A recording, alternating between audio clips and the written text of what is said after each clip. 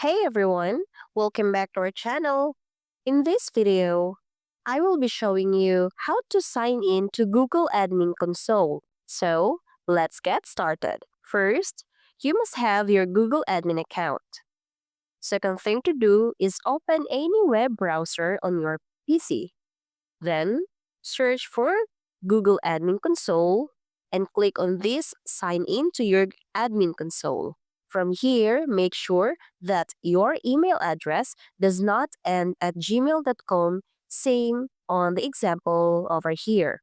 And of course, be sure that your chosen admin account does not end with gmail.com. The link was on the description as well. So as you can see guys, the accounts are at Gmail. So let's gonna click on use other account, then type the administrative account. Click next for the password, tap next, and you'll be able to sign in your administrative account. And you're good to go.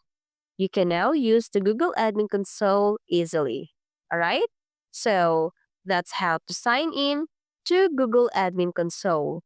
If you found this video helpful, please like and share and don't forget to subscribe for more videos.